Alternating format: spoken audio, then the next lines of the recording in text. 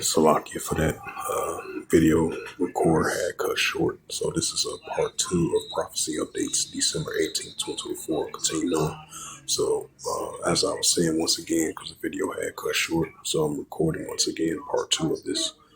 And this is a news article from VOA News from Middle East, published by Michael Lipton as of December 18th, 2024 at 9:33 p.m. And it reads, it says, like I was mentioning again, he recently had the rebel groups over there in Syria, I believe over there in Aleppo of Syria and Damascus of Syria, recently called the Israel Defense Force of using actions over there in the Syrian buffer zone. It says new details emerge on Israel's action in Syria's buffer zone, changes in U.S. position. It says the new details has emerged from Israel's occupation of the Golden Heights buffer zone since the Syrian border leader Bashar al-Assad fell from its power this month. Assad fall also coincided with a change in the U.S. language on Israel's activities in the zone from several weeks prior to the VOA has learned. The spokesperson of the UN peacekeeper operations told the VOA on Monday in a view that the UN disengagement observed forces, the UNDOF, has identified at least 10 locations occupied by the Israeli Defense Force in the buffer zone as December 15th. The zone, which the United Nations called an area of separation on the Syrian side since 1974, the ceasefire line that divided Israelis and the Syrians administration territory, followed by the 1973 Arab-Israeli War. Under the ceasefire, it says the area was extended to separate or to be free from Syrian or Israeli forces. UNDOF has called Israel's late actions in the zones a violation of the ceasefire agreement.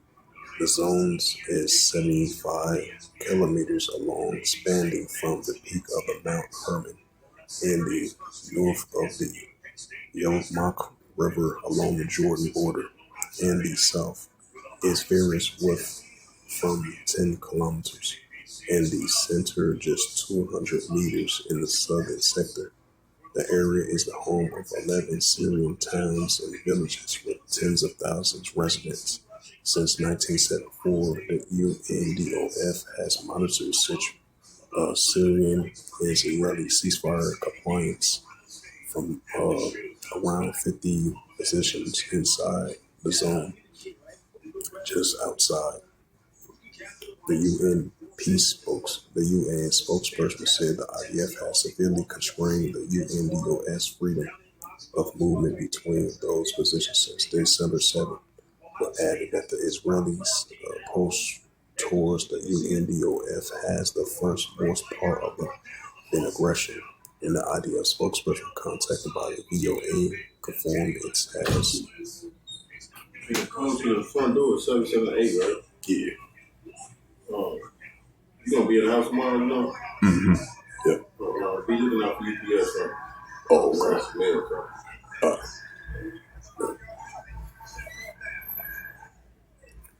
It says it has instructed the UNDOF to avoid travel on roads during the IDF in movements.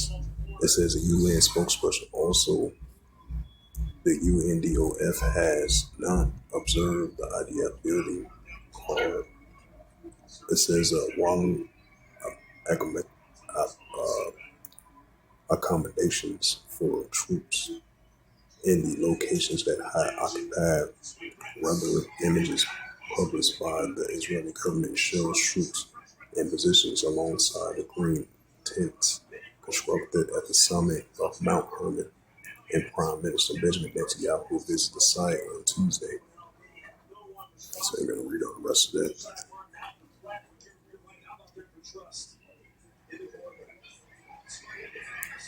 So yeah, definitely potentially going to be seeing escalations on both sides of that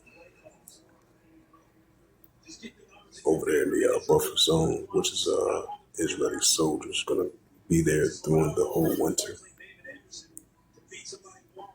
So that's going to potentially stir up escalations up there as well too.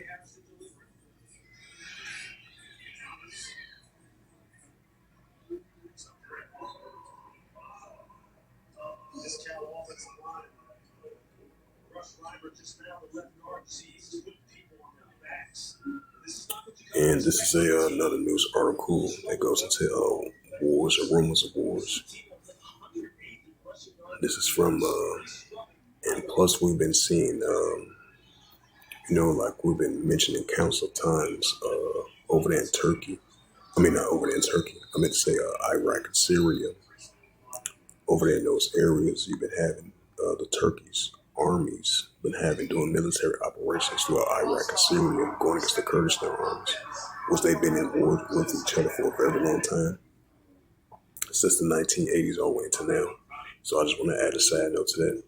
And this is a news article from the New York Sun, and it reads, if Turkey Erdogan launches attack against Syria-based Kurds, he might also be attacking NATO allies America. It says 900 troops, American forces stationed in northeastern Syria to ensure that the ISIS remains defeated, have been embattled with the Kurdish-dominant Syrian Defense Forces. Oh, come on. Hang on. Let me read the rest of that, bogus. But that's another sign of wars. That's another sign of wars and rumors of wars.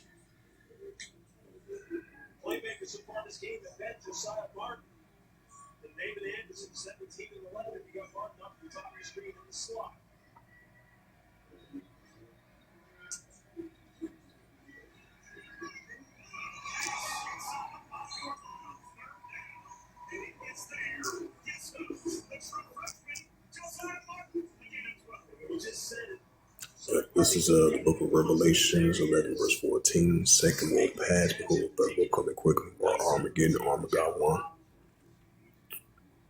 Ecclesiasticus 3 and verse 8.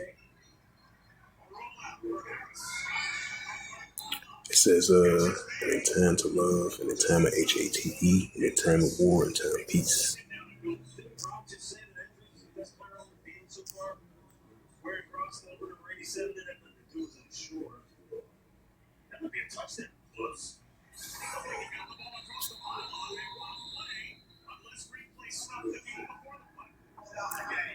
Well, so with that, I'm going to go ahead and close it out.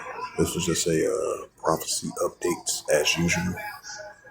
Yeah, prophecy updates as December 18th, 2024 on this Wednesday night. Part 1 and Part 2 of the Sitdown Lesson. So hopefully this lesson was edifying. With that, I'd like to give all praises and glory and honor to Yahweh, Ba'ashem, Yahweh Shai, Ba'ashem, Kakadash.